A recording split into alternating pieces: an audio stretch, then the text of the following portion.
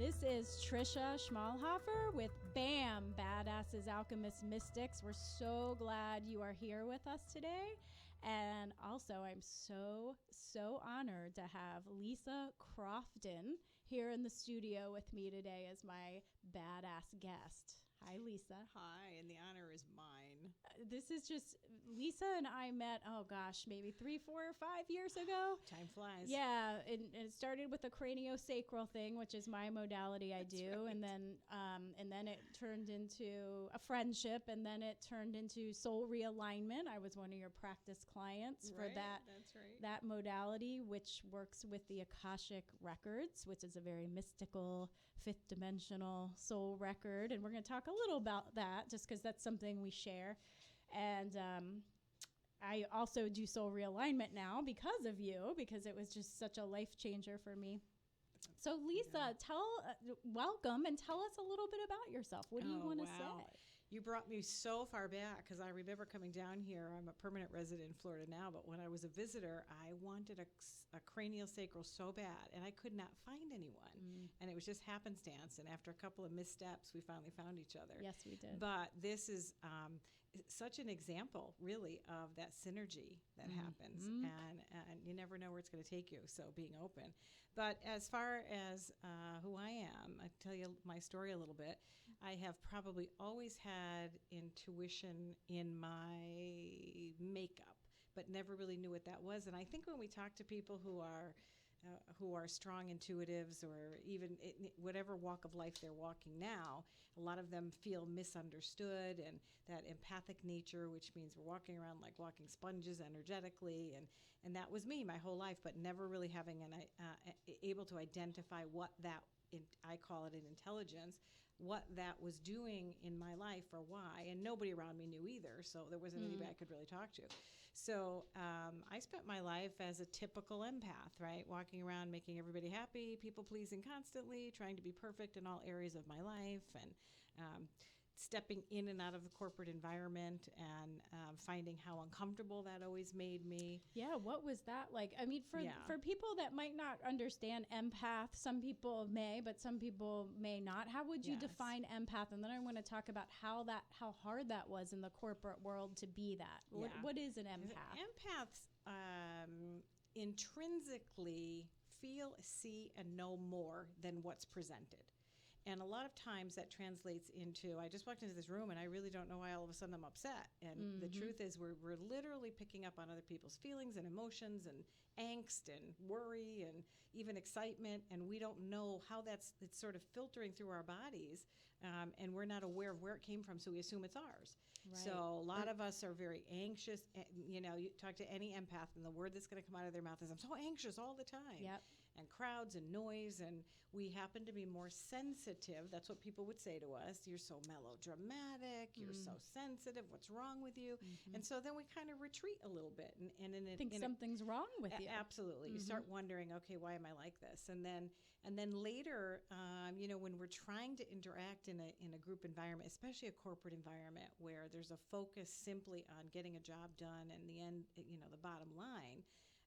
We're more interested in people and interaction, and we like everything to be peaceful, and that's not always the case when you're working with groups of people. And for me, I had one job where I really loved this job because I was able to interact. I was in assisted living, and so seniors are unconditional and loving, and it was so fun to be part of people's lives. And that was a great sort of life experiment for me, because I realized how happy it made me to be with others and have some sort of an impact on their lives.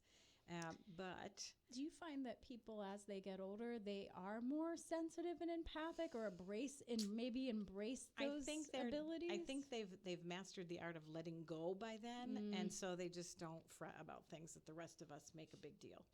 And, I went from that job in that same company. I kept being lured up into senior management, and I really didn't want to go.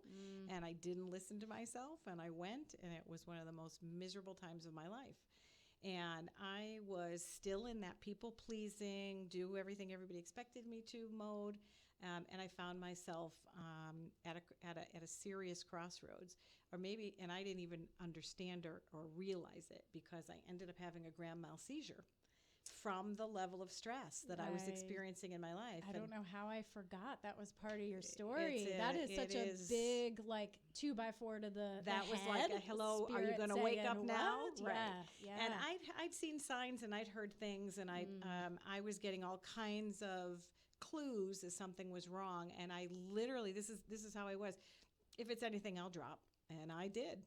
So I would push it away and not paying attention to it. And what I wasn't paying attention to was the messages I was getting constantly in so many different ways, that this is not your path. This is not the way. This is not your purpose. You've got to get out of here and go do what really makes you happy. But like many sensitive people, you're so afraid to disappoint people. You don't have that courage. You don't want people to be judging you or deciding for you that this isn't what you're meant to do, or they don't like what you're doing. And I had all kinds of people who expected me to constantly take care of things, and I didn't want to. I wanted to do what I needed to do in the direction, but I didn't have the courage to say so, and it affected me deeply. So I had no choice after that. It was, change, find a new way to respond to life, or keep suffering, and you're going to be like this for the rest of your life. Yeah. So it took me a few years. It didn't happen the next day, because I went through resistance about what was happening to me, true disbelief that this was now going to be my life. The part of my brain that was affected was words, memory, and language. And I was a public speaker and a writer. Oh, wow. I was writing a newspaper column at the time. I was writing a whole full back page of a newspaper. I was in the middle of writing a book. I was under contract with Blue Mountain Arts to write greeting cards, and all of a sudden it was gone. Your whole life just It was changed. gone. I could not string two words together.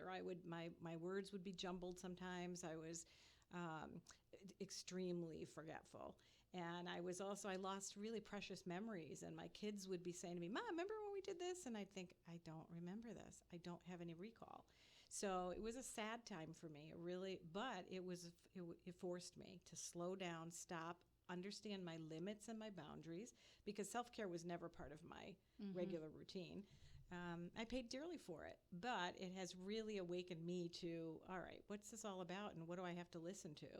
So that started my path. And did you seek healing for recovery of that through the medical field? Or? I was in the medical field, but I refused to accept that this was my fate. I refused to accept that I'd be dependent on a medication that just turned me numb for the rest of my life. And my kids gave me a book on angels one Christmas, because I'm always talking about angels. And so they gave me these two beautiful books, and I started reading them, and something was happening to me while I was reading the books. Floods of memories were coming back of myself as a young person and as a child, and I thought, this is who I am. This is it. This right here is who I am. And it started feeling, as I was reading the book, it started feeling like I was home. So now everything is opening up very quickly, and I'm starting to learn to listen inwardly, and things just felt different and seemed different. And I thought, I don't know what to do with all of this. So I contacted somebody who I thought was holding a class on intuitive development, I can't remember exactly what it was, but when I talked to her, she said, that class was canceled, but I can work with you privately. Oh, look at that. It was beautiful. So the first time we got together, I said to her, have you ever heard of the book, The Four Agreements? And she said to me, have I heard of it? She said, I was consecrated by Don Miguel, who's the author. I was consecrated as a healer by his mother, Madre Sarita, and I'm an apprentice of Don Miguel. And I thought, how weird is that? This is a book that I had started to read on the advice of a coworker.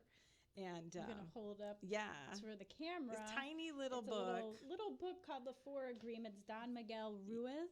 Ruiz.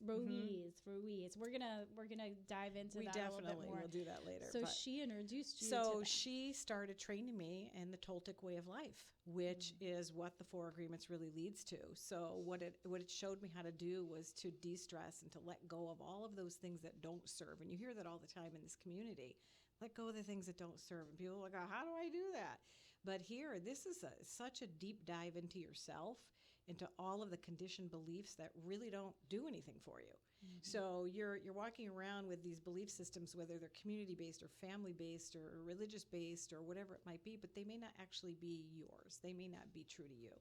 And so I had to really let go of a lot of stuff that was just sort of like barriers in my way. And the speed bumps were way too high. So we needed to level them so that I could start going forward. And everything just started falling to place after that.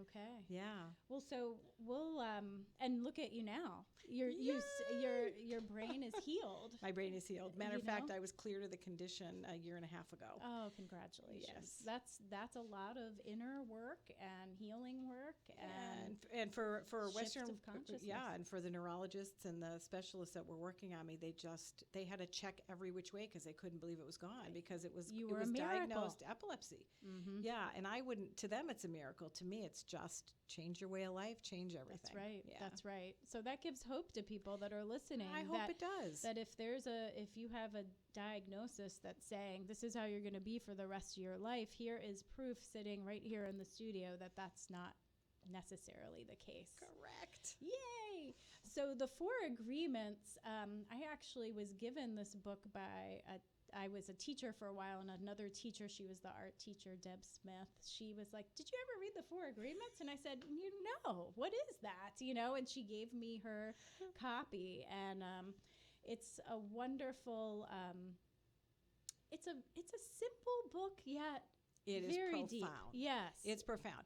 And it's one of those books that it's fun to read, and if you read it and put it down and never apply anything, it'll have changed something in you. Yeah. But it isn't that kind of a book. It's the kind of a book that goes, how do I do this? Yes. How do I actually apply this in my life? Because then the massive changes start happening. Yes. And I have friends that have a lot of belief structures, even like hardcore Christian friends that really get a lot out of this book. So you don't have to be a mystical, out there woo-woo-y person to get the juice and the nuggets from this book. Absolutely. So it's for everybody.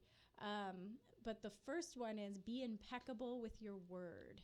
And it says, speak with integrity. Say only what you mean. Avoid using the word to speak against yourself or to gossip about others. Use the power of your word in the direction of truth and love. So here's the deal with that, right? People read it, and on the surface, it looks like, hey, I have integrity. I do what I say I'm going to do, and I don't think I speak. But the truth is, we don't.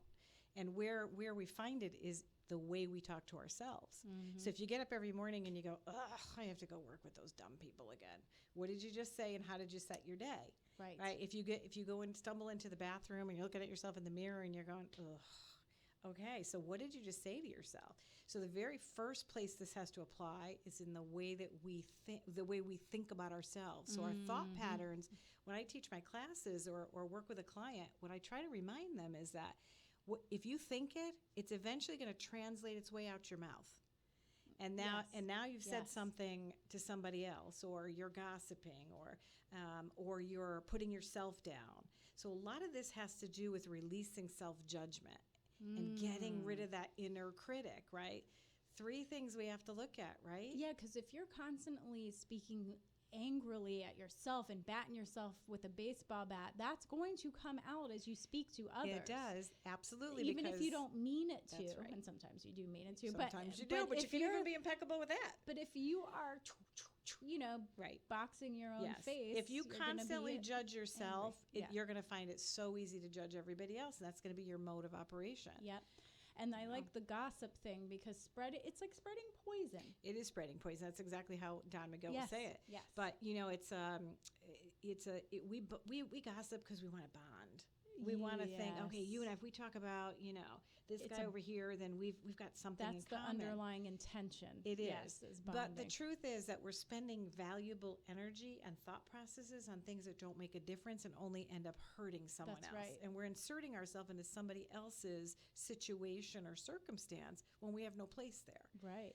Even possibly creating thought forms. Absolutely. Which can become like a whole consciousness in itself that can attach to the person. Right. Yeah. And oftentimes they're not even correct. So, we're embellishing and we're making it worse and more dramatic or making guesses. That's right. For sure. So be impeccable with your word is the first agreement. The second agreement is don't take anything personally. Nothing others do is because of you. What others say and do is a projection of their own reality, their own own dream. Whether you are immune to the opinions and actions of others, you won't be the victim of needless suffering. So here's what I hear over and over and over again. How do you possibly not take things personally? When somebody's yelling at you or somebody's directly insulting you, how do you not take that personally? So here's the deal, right? If we can rise above the thought process that somebody's action is because of something we did or we initiated, then we learn to just listen with a detachment. So if you start telling me something that's bothering you about me, my first reaction might be, I'm going to get defensive, or I might start arguing to be right, or I might just be so hurt I can't even think about the instance anymore. But if I realize that the way you are acting to me in the moment has more to do with where you're at and what your personal filters are, so those would be your conditions and your belief systems and the way you think has to go. If I can listen neutrally. Neutral. If I can listen neutrally to you, then I might hear something that's actually helpful to me. Right. I also might not hear anything that's helpful, but I at least let you get it out. Yes. Right. But then I have to go back and say, why is that happening? The very first time that I was able to do this with my husband as he was because I have a confession to make. I could fight with you for days until you came around and thought what you said to me was wrong and I was right. Because it had nothing to do with them. It had to do with my feeling that I could never be wrong or something was flawed about me. And so that hurt me so deeply to think that I didn't do it right. And if you came to me and told me, I'd have to argue you out of your point so I could feel better. Right. So the first time my husband came to me to say something after I finally got this concept, he said, blah, blah, blah. And I said, yeah, I know. I don't know why I do that. I'm really sorry. And he went, what? Yeah, what? Yeah, went, yeah. What? What's No, happening here? Really, I don't know why I do that. I'll take a closer look. But what happened is that after the second time of that, he began to trust that that's how I would react. And now when he comes to me, when I go to him, he reacts the same way. Right. Oh, okay. So if we're not... creates an openness. It creates an openness, and it creates all arguments stop. And a safety. A trust. Yes. But all arguments stop when we just listen. That's right. Instead of being defensive or worried. So the person who's coming to you to say something is coming from their place of belief system. The person who's receiving it, you, are also coming from yours. So if you can put yours aside for a minute and just listen, something different happens between you. That's wonderful. It's good stuff. Don't take anything personally. Don't take anything personally. Well, we're going to take a little break here, but before we do, I want to feature a badass business. And the badass business that is our sponsor is Femme Fatale Arms and Training. And this location is in West Melbourne, Florida. And Maria Dockery is the owner of Femme Fatale Arms and Training, and she was on the show in episode 4, last episode. She is an amazing woman. This store is not just for ladies. Men can go in there very easily. They are all about education, making gun purchases easy, and the training is what is highlighted. So you can learn the safety of firearms, how to operate it, and continue your education as you are owning the firearm. They also do education for children, and she is hosting an Annie Oakley Festival on February 8th of 2020, and it's a fabulous, world-renowned event. It's actually the second annual one. And you can call her at 321-327-3790. That's Femme Fatale Arms and Training. Check them out.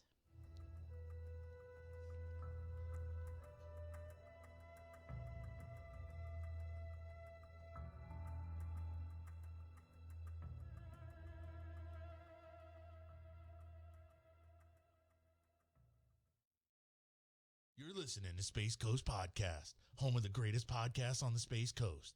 If you're interested in becoming a sponsor or having your own show, email us at spacecoastpodcast@hotmail.com. Space Coast Podcast. Talk hard!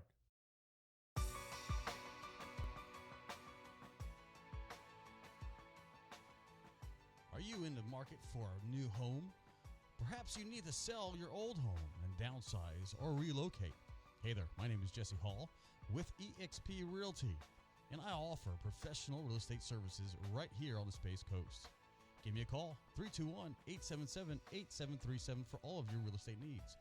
Again, 321-877-8737 for all of your real estate needs. Buy, sell, invest with the best. Find out more at 321-buysellinvest.com.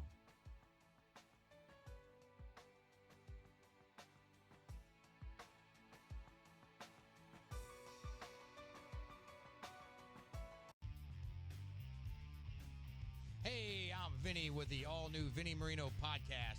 I want you to join me every other Monday as we tackle all the craziest headlines from around Florida and truly explore and uncover what's missing. Also, we will invite the exciting guests from our community who have seen it all and aren't afraid to spill the beans about it. And finally, we can't forget about Vinny's top 3 rants and raves about traffic, restaurants, and events. Join us on Facebook as we go live and bring you behind the scenes of each show and let you be a part of it. The Vinny Marino Podcast, all Space Coast, super raw and unedited, straight to your dome all the time, live from the Space Coast Podcast Studios. Listen everywhere you find podcasts.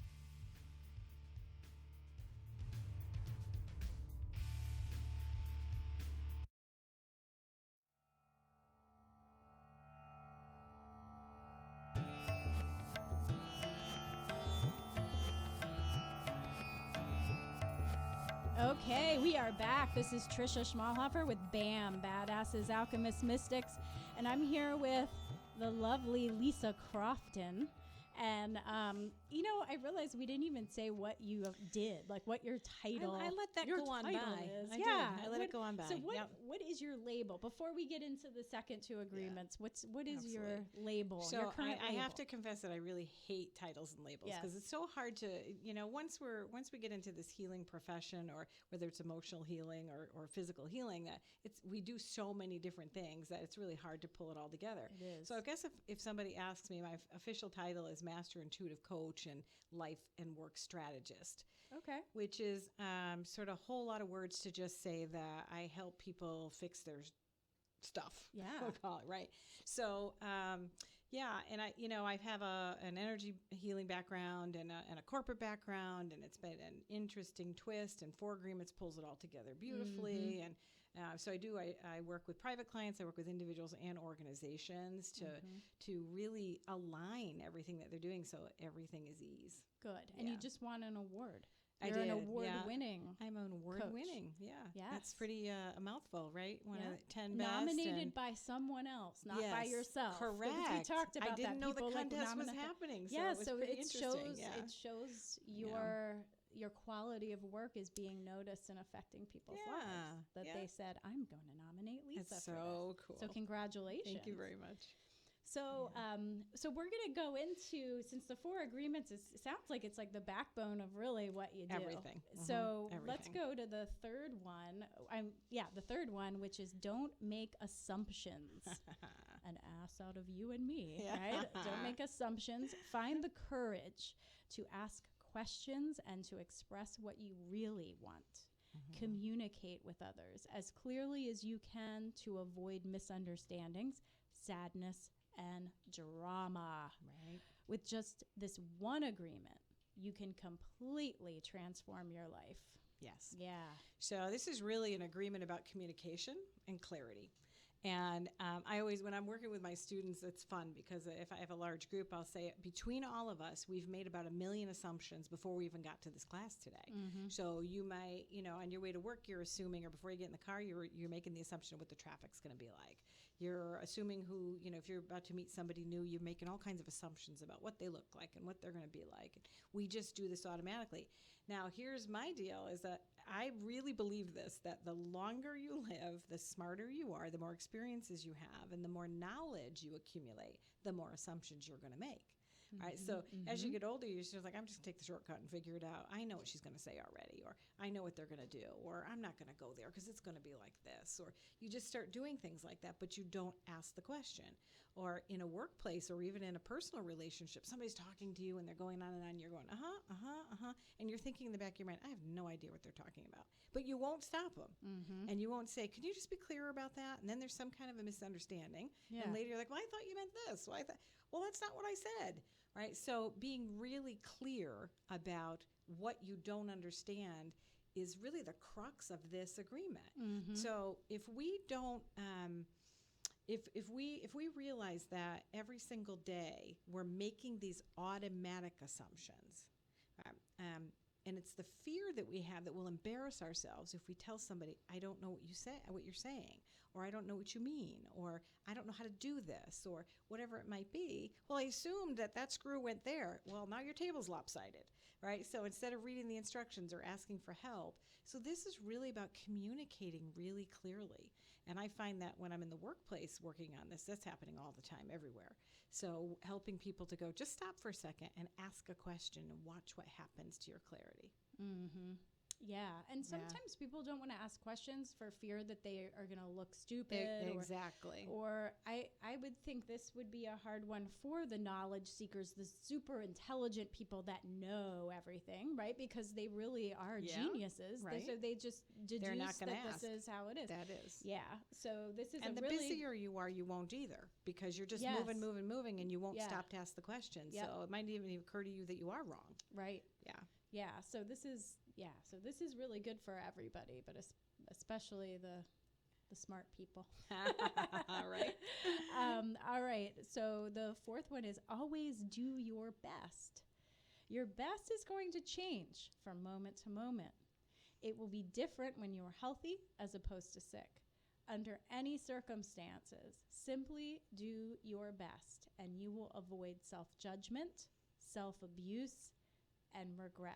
There you It go. almost sounds like a kindergarten. Always do your best. Honestly, I always say it's like it's- sounds like something your grandmother tells you before you leave the house. Always do Yeah. your best. But it's Yeah. true. Right. And it's about this really, I think, is the one agreement that shows the most underlying self-care issue. Because people push so hard to be perfect all the time, or to compete, or to be, above the competition.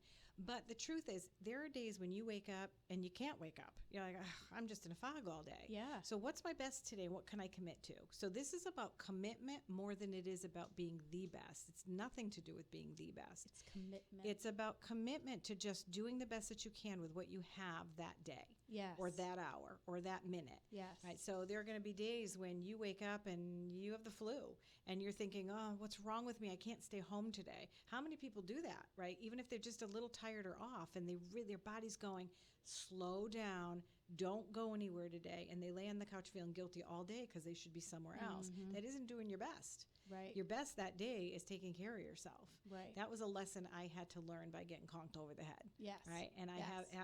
I'm not fearing anymore saying, no, I can't, because there are days I can't. That's right. And so I honor that, and I never ignore that under any circumstances anymore. Right. If I have to sleep a little longer in the morning, I honor it. If I have to, if I have to take a break, I take a break. If I have to say no to something, I say no. Say no. Because that's my best. That is what I can offer. And back to the boundaries. Mhm, It's okay to absolutely. say no is a complete sentence. Yes, it is a complete sentence. Yes, and it's like I've learned, because I'm an overworkaholic. I'm one of those in recovery. Yeah. And there's just some days where my best is, I'm going to see my couple client. I've had to cancel sometimes and say, That's right. I'm just not feeling my best today. I don't feel like I can give you Right. the healing that you It's so need. authentic. And It's- they're yeah. like, thank you so much. Let's reschedule. If I Yeah. don't listen to those inner prompts, I Yeah. will end up with the flu and I'll be out for days. That's right. And it's happened so many times that now That's right. I pretty much listen to you those have to cues. listen. Absolutely. Yep. The best looks different every day. And to everyone. Yeah, Yeah. exactly. And honoring that. Yeah. So this is lovely. Again, the 4 Agreements by Don Miguel Ruiz. Ruiz. And it says a Toltec wisdom book on there. So cute little book. Yeah. So let's talk a little bit about, we're going to touch on the agreements again when we talk about what you're doing in corporations and those structures. You'll hear underlying everything I say. Yeah. So, but I want to talk a little bit about the Akashic records. Yeah. Because it's something that I think a lot of people have heard of, but they might not really get what it is. Yeah. And Yeah. it's something that we work with in the soul realignment modality. Yes. And there's a lot of different modalities that work with these Akashic records, Yeah. these mysterious Yes. Akashic records. So I see it as it's a fifth dimensional aspect. It's all energy, Right. and vibration, Yes. and frequency, and Yes. it does retain the information in that vibrational form of the soul's history. I see it as, some people see it as a library, like when they visually go there. I do. Do you? I see it as almost like a big computer. Like I go in and there's like a keyboard. Yeah. And I'm typing in, I'm putting in the information. And so, and I have like a guide that's there. That's my Akashic record guide, Yes. right? He's Yeah. blue, Yeah. like your shirt. But so how would you define these mysterious records? So I think it's really interesting. I think that if you believe that you are a body with a soul, you sort of miss the point. If you think of yourself as a soul with a body, life takes on a completely different trajectory. And really how this was born for me was that as I worked with clients to heal even their most deep traumatic experiences, by the time they healed and also learned the concepts of letting go of all the things that have been holding them back, they often discover that they too are a healer in some fashion, or they find out what their true love of life is and what they want to pursue. And then I found that most of my clients were going, what else? What else? What else? And so I kept hearing that push, hold on, you got to go a little bit deeper. There's more than just this physical experience. So what are we trying to find out? So our souls have their own personalities. Our souls have their own, we know it in so many different terms, but that higher self has a completely different take on you than your physical presence does. And so I wanted to know I know I'm more than this. So what is this? And so I found soul realignment, and everything just resonated with me. I went, that's why I had that thought when I was 5 years old. That's why I had, everything was coming back. And so I've been able to offer to my clients, as I know you do, another view into themselves, which is that energetic database of every decision your soul has ever made, and why you do and make, sometimes you have this personality trait and you're like, why do I do that? Yeah. Where'd that come from? Nobody in my family does that. Or people will say, I feel like I can see what my goals are, but I feel stuck. Like something's just Exactly, keeping me from right? going there. Yeah. And I don't know what it is. Yeah. So it's this energetic feature of you as a soul that really has a background. And so anybody that I've ever worked with, and you know this from personal experience, when you start hearing about yourself on a soul level, you hear what you're gifted with. Everybody here has something they contribute. I love the idea that, maybe I'm not here to be a celebrity, but maybe I'm here to be the mom in the neighborhood That's that right. is the house everybody comes to. Because they have different gifts. That's it. So if you're, whatever that gift might be, if you understand it, then you can play to it. And I think that, going into the Akasha is so fascinating. People always go, well, how do you get that? Where does it come from? It's that employment of that intuitive intelligence again, and being open enough to hear the information as it's coming to you. Yes. And, you'd know you were in the wrong place if you were delivering readings and people were going, that's not true. That's not me. I had one person who did that, who said, this doesn't sound like anything. And all of a sudden I get this email from her about a week or two later, and she said, I really resisted this, and now all of a sudden everything we talked about is very, very obvious and very clear. Yep. And I said, yeah, because when you know yourself on that level, you can stop listening to outside influence and use your internal influence. Yes. Which is your intuitive intelligence. Yes. So let's I want to keep going with this topic. We got to take another quick break. Sure. I was a little late on the last one, but going into the second break, I want to feature some badass events that are coming up. And the first one is on 11/9/19. It's called Embrace Your Inner BAM Workshop. So this is actually our first Badasses, Alchemists, and Mystics workshop that we're holding. I'm hosting it along with Joanna Salerno, and it's going to be in Fort Myers, Florida at Lotus Blossom. We're going to have meditation, Akashic Records gallery readings, and healing circle and sound bath. The next one is 11/16/19. It's a one-day retreat called the Journey Within Retreat, and it's down in Vero Beach. It's myself and Nikki Rodriguez. She is a licensed mental health counselor, and it's going to be just full of activities to really dive deep within and have some transformation to get you firmly on your soul path. And the last fabulous badass event is on 11/21/2019, and it's called Foundation for Intuitive Development, and it's myself with Tara Allgood, who will be on the show in 2 weeks. Tara's a very expansive medium and intuitive, and we're going to be teaching this class together at the Spiritualist Chapel of Melbourne in Melbourne, Florida. If you're interested in any of these, give me a call, 772-559-1993. We'll see you in just a minute.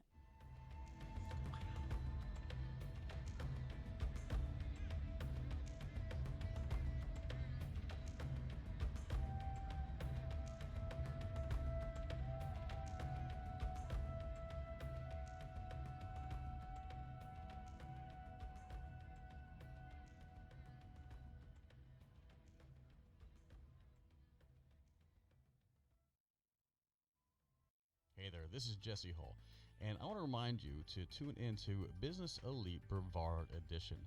And what we do on Business Elite Brevard Edition is bring to you some of the biggest movers and shakers on the Space Coast. These could be industry leaders, tech innovators, and social influencers. And what we do is kind of bring them on, ask them some of the most relevant questions that you may not know about. And these are people who may not be in the news, but they are making moves behind the scenes. Again, tune in. Business Elite Brevard Edition.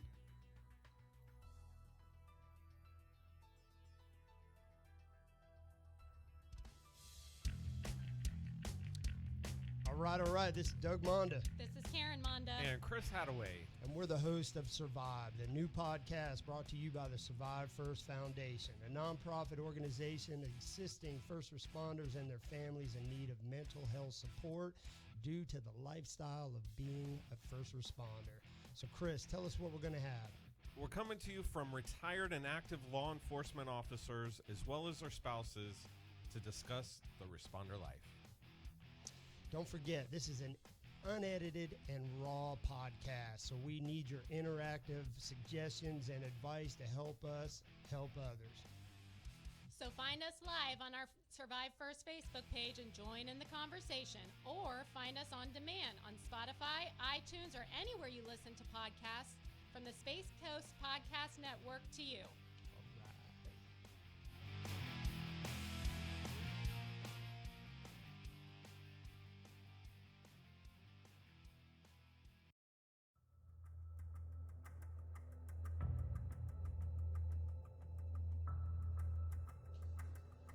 All right, we're back. This is Trisha Schmahofer with BAM, Badasses Alchemist Mystics, here with my badass alchemist mystic, you're very mystical, guest, Lisa Crofton.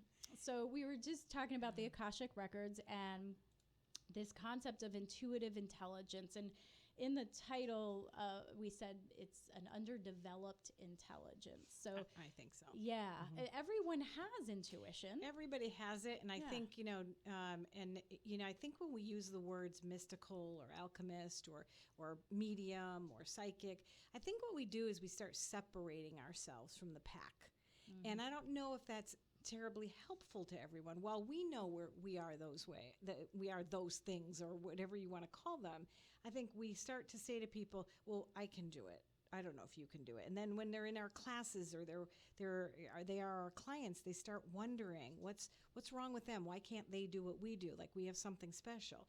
The only thing that we have special is we've allowed this. We're not afraid. And so we really start to open up and allow.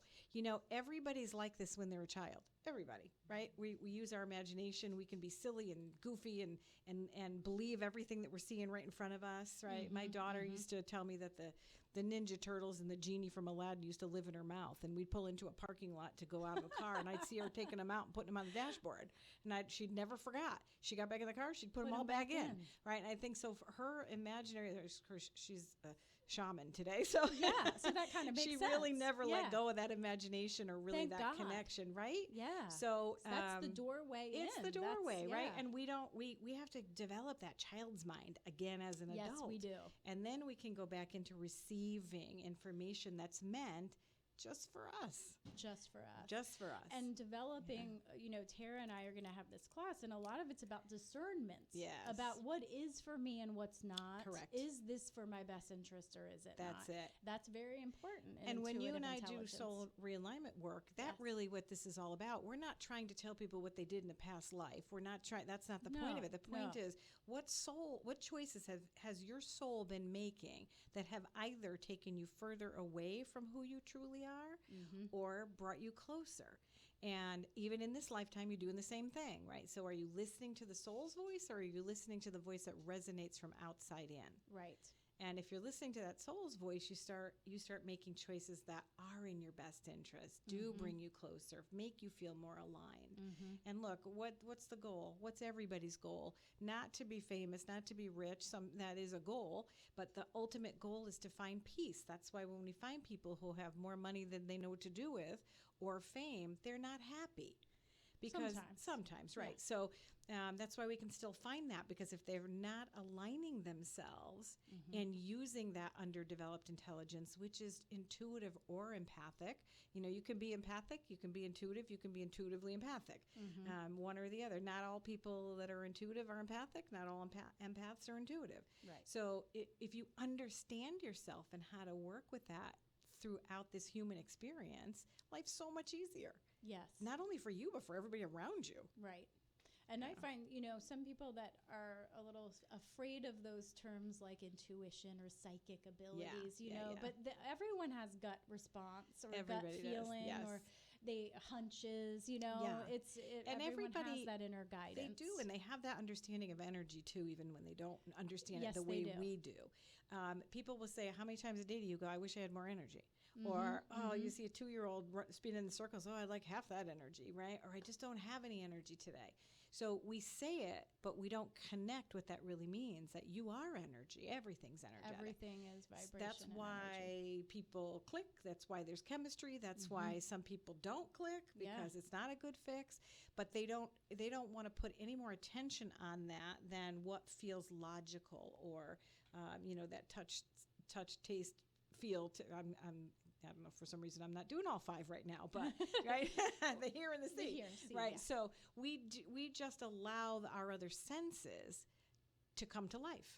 Whereas people who are very concrete and don't want to hear about mysticism, or it's magical, it's fun, it's like everything we wanted to be when we were kids and we let go of. Right. And I found working, because I tend to work with a lot of overthinkers and kind of those salt of the earth, like educated people. Yeah. And that's kind of like my ideal client, because it's like, but everyone does believe in magic. They want to. It's a if term. they don't, right. It's finding that inner magic that, yes, Yeah. as children we all had. It's Yeah. still there. Yeah. So this underdeveloped intelligence, this intuitive intelligence, from what I'm hearing you say, is about becoming aware that it's there, and then opening up to it, and giving it, allowing it to grow, recognizing it, and then you can recognizing it. start trusting it. Yes. That's the discernment, the trust that That's okay, it. you know what? When I follow my gut, it doesn't lead me in the wrong direction. And just like no two I can't speak today. Intellectuals are the same, or two athletes aren't the same. Yes. Neither are intuitives. Everybody has different receptors. Everybody does it a little differently. Yes. And learning to just trust and be okay with that. And a lot of times when we have intuitive development courses, people expect to learn something the same way, but it doesn't fit everybody. They'll say, well, I'm not seeing the colors, Exactly, and I'm right? not seeing what they're doing. Yeah, but are you feeling anything? Well, That's I right. feel this weird feeling in my stomach, but maybe Well. that's just because I'm hungry. It's like, well, no, you have to, when you are opening you up for that, everything that happens is Yes. a message, Right. is part of No, your intuition. we don't look the same. We don't have the same backgrounds. We're not designed the same. So we have to be open to the fact that there are different ways to be. Yeah. And you're going to get it differently. That's right. Yeah. That's right. You know, my husband's one of the most intuitive people I know, but he would never say that. Right. He jokes about it. I'm intuitive. I'm like, you are. I know. Right? You are. My nephew is like Air Force military, and I go, you know, you're the most psychic one in the family, and he Right. goes, yeah, whatever. I Right. go, no, you are. That's like, the he type. just That's just sees it. But next time you see him, you say to him, "You are the most intuitively intelligent person I know." Watch how he claims that. Oh yeah, he will. Right? Because if it's known, you know, if we think about it as an intelligence, because it is, right? Then we're okay with it. But if we say, "Wow, you're really psychic," people associate that with the crystal ball, Right. right? And we don't understand enough about that. Mhm. So we know as intuitives that everything that an intuitive uses is just a tool. It's a tool. It's a Yeah. tool for the communication, but the way media has presented it, the way we learned about it when we were growing up, all seems so out there. Or like, people are or afraid of something it. dark about it. You Right. know, Mhm. it's like, oh, they're telling you you're gonna die on this Yeah, day. right. You know, not everyone's into fortune telling No, and that's right. divination. It's when you're using this intuitive intelligence to help you guide yourself on your life path. Yeah. That's the kind of stuff we're talking about. Yes. Right. Connecting with higher self or the soul, or That's it. you know. Yeah. Yeah. So I know what I want to do, because alignment is something that is important. We That's- have to be in alignment do with have to be in all alignment. aspects of ourselves, our physical, our mental, and our spiritual, and our Yes. soul, Yeah. our energetic bodies. There's Yeah. so many layers to that. Yeah. Becoming self-aware, finding tools, and self-care practice. Oh yeah. Okay? And just practices that are in place that actually keep you internal instead of externally focused. So if I get up and I'm in a bad mood for no reason, right, and I don't want my day to go that way, I have to have practices in place that start to remind me that whatever it is that's creating that negative space or that negative attitude, it can be turned around quickly by disconnecting from, this is going to sound crazy when I say it, but disconnecting from the reality of something. Because a lot of times the reality of something isn't so positive.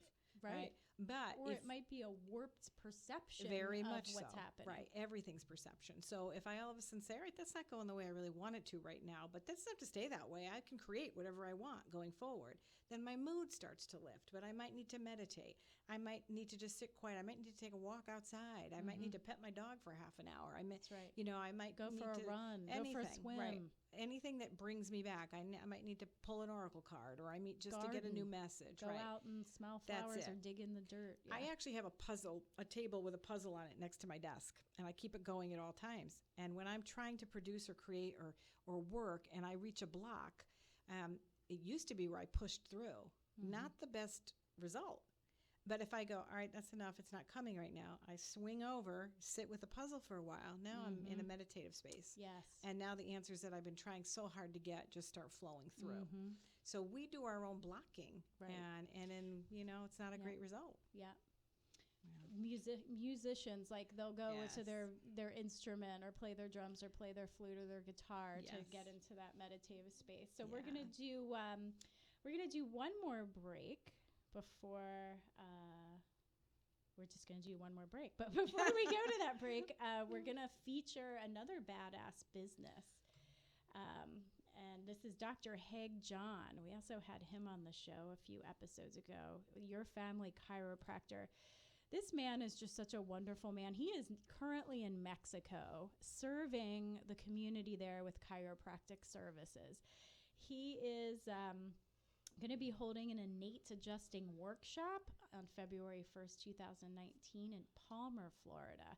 He works on all ages, and he says he serves all ages. Downtown Melbourne, Florida is where his practice is, but he really is all over the place internationally, just doing beautiful work. His number is 321-772-5846. His name's Dr. Haig, Haig John. We'll be back in just a few minutes.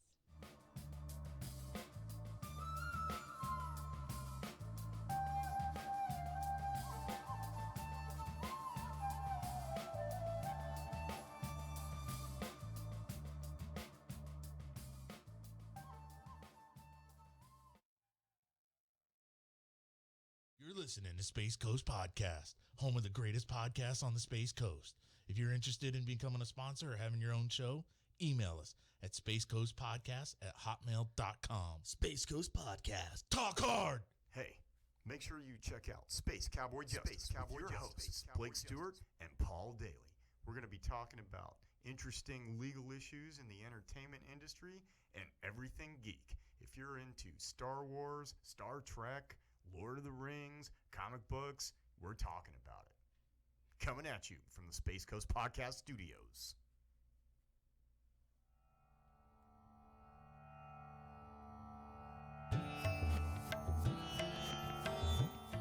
All right, this is Trisha Schmahofer. We're back with BAM, Badasses, Alchemist Mystics, with my guest, Lisa Crofton, who's now a resident of Vero Beach, Florida. So you came from Connecticut, and now you're reestablishing yourself down here. And we were talking about you working with the corporate environment again, bringing some light and this intuitive intelligence into the structure of the corporate world, which is kind of where you came from. Exactly. Right? And I remember how disconnected those environments can be. And I had the blessing of having two amazing bosses when I was very young. They were progressive, they were open, they were leaders, they were mentors and coaches, and they were a joy to work for. But you don't find that often in bigger organizations. Sometimes the leadership just gets a little disconnected from what the field workers are doing, and so then we lose communication and we lose engagement, we lose productivity, and then morale is all over the place. So using this is an interesting pathway. But years ago, I was teaching workforce development classes to agencies and organizations all over Connecticut. And once I had my giant wake-up call, and I learned the 4 agreements, because literally the 4 agreements healed me. It healed everything about me. Just changed the way I responded to life. I wasn't so fearful. I wasn't negative in response. I wasn't hiding anything anymore. I was just being myself. What I found is that I could no longer teach those courses the same way. So leadership, communication, teamwork, buy-in, morale building, none of it. I couldn't teach it the same way with the same old concepts and old work structures. So I started to sneak in an agreement in every class. So just in the context of the curriculum, I'd throw in, don't take anything personally. And at the end of the day, it's my custom to say to my class, what are you taking out that you didn't come in with? And I started hearing it over and over and over again. I really like that. Don't take anything personally. So I knew it was something new they were hearing. So one year I thought, I'm just going to teach the whole 4 agreements. Let's see what happens. So the way, we submit courses because they're non-credit courses for agency workers and whatnot. And I submitted this description of the 4 agreements, and they called me one day and said, Lise, we don't know what this class is, but there's so many people signed up for it. We can't teach it just once this semester. Can we teach it twice? Wow. And I went, yes. That's spirit. It was spirit, and it's so needed, because workplaces are negative and they're difficult, and people feel trapped, and they've got less assets, and they're asking people to do more with less, and people feel trapped in their work, and people are not communicating well, and there's a disconnect between leadership and staff, and so people are looking for something that can change that. And what the 4 agreements does in the workplace is teaches people that you cannot cross over the threshold in the morning and become someone different, and yet work requires you to. So you have to leave your humanity sometimes at home, and that doesn't make for a strong workforce. So these concepts help people to heal themselves first, understand those concepts, and then take it into the workplace. So many interesting things have happened since then. They started asking me if I had more classes like this one. So I was able to develop more intuitively based courses to teach to workforces. And I've segued into organizations that have lots of healthcare workers or caregivers, because they are people who believe they have to fix people. They go home depleted because they can't. They're trying to control their environments because that's how they feel like they feel like they're supposed to. So these courses really start teaching people, we don't fix change, or we can guide people, but it's always up to that other individual to do the changing. And so it starts freeing people from those burdens of feeling like they're not doing their jobs. because the system dictates that more than their personal care does. I work with parole officers because they're I thought you mentioned corrections. the and judicial system. Yeah. So in those jobs, really, that's another very frustrating place because you come into your position and you're working with people who are encumbered by limiting beliefs, and you're trying to give them the benefit of your guidance, and you're expecting them to get it. And they're not good. They might get a piece of it, but they go back out into their environments where they're bombarded with those same conditions. So as people who are trying to do their job and stay sane and get along with each other, we really have to understand what our boundaries and limitations are. And you can't do that unless you know yourself and understand human behavior and limits. So this could be applied to law enforcement, to any hierarchical structure, organization. Yeah. I work with staffs and leadership. So we start with leadership. I start with the leader and go, what do you want here? What's going wrong? And then I literally go out into the workforce and go, tell me what's happening here, and put the picture together. Yeah. Then I know what to work on specifically. But, being an intuitive coach as opposed to a therapist gives you a little more leeway to, and it's almost like it allows people to be, I don't want to say more open, but it's kind of like, well, she's not going to be making the notes in the file and all that. You know what I mean? It's a little more free flowing. It is, and my only purpose for all of the action is to make sure that there's a synergy between the leadership and the staff. I love that because word. then everybody benefits. Leaders are burdened. Yes, and they a are. lot of them are put in their positions because they were so excellent at what they did before, but they have no leadership skill or training. Right. And then all of a sudden, it's all on them. So they don't know where to go. So they hide. In the school system, I was in that system for about 9 years. And if a teacher went into administration, they would say, oh, you're going to the dark side of the force. And so that teacher then now once was friends and colleagues is now considered this That's what happens different- all the time. Yeah. Yeah, and all that pressure. Really, they just want to do what's Yes. best for their school. They but do. They're getting But there's labeled. a dynamic there, and understanding all the conflict dynamics that are going to happen when a change like that takes place. So you go from having lunch with your buddies every day to all of a sudden being their boss. That's right. Yeah, and they're expecting expecting special treatment or you to be the same, but now you're carrying all the responsibility. So walking people through that change and understanding why somebody's resisting you or giving you a hard time now when they were your best friend 5 minutes ago. And so those sorts of things are really critical if you want buy-in from a staff and if you want things to go smoothly. Yeah. I have in front of me here, it's like a 5 steps. So it says essential workplace mindset shifts for human success. And when we were talking, you said bringing humane back into the corporation. Yes. That's a good word. Yeah, I mean, Humane imagine or how humanity. really split people feel right now, because at home they can be one thing, they go into the workplace, they have to be totally different. But what if we all went to work as we were? As your full human being. Exactly. And then we all respected that. Self-actualized humans. That's it. Running Yeah. things. Right. How wonderful that would be. It would be. Yeah. Everyone accessing their gifts. Everyone has a Yes. different gift. Yeah. It's we can talk. Well, number one on your steps here is learn the art of communication. Yes. We talked a lot about that. Absolutely. 2, develop your interpersonal skills. Right. 3 is learn to mentor or coach. That's Yes. very, There's very a really important. outdated react and discipline response in a lot of organizations, or you've got somebody who's been around for 30 years and that's the way it was way back when, but it doesn't have to be that way anymore. And so that react and discipline makes people feel like they're being watched and waiting for something to slip up so that then they're disciplined. But if you do it the other way, if as a leader you're concerned with people's potential and you want them to get there. It's about expansion and growth. Absolutely. Yeah. Yes. And if you It's use a different paradigm. use your skill to mentor and coach, you're going to get a totally different response out of your workers. Yes. Yeah. The 4th is get at the heart of conflict. So conflict is not always a bad thing. Conflict is a clue. Right. So you see conflict and you're watching people, it means that 2 people have different ideas. Now, if it's personality conflicts, that's a different thing. But if you're talking about people are conflict on the things that they're doing, look at it closely, find out exactly what's happening, find out why, and you're going to find clues to improving leadership and communication, everything that we just talked about. Yes. Conflict is a good thing. It provokes change. It does, yeah.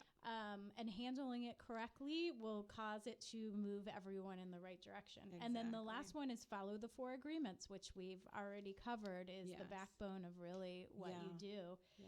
I am sorry to say, gosh, we're out of time. And, Such a good conversation. Lisa, you're amazing. Ah. And I do want you to just kind of, we'll end with you saying how people can get in touch with Sure. you, your website, your phone number, Yes. everything about you. Okay, so Yeah. to reach me, you can reach me at 860-637-2393, and I'll be happy to explore how I might be able to help. It's lisacrofton.com. Doesn't get any easier than that. Crofton. Thank you Crofton. for that.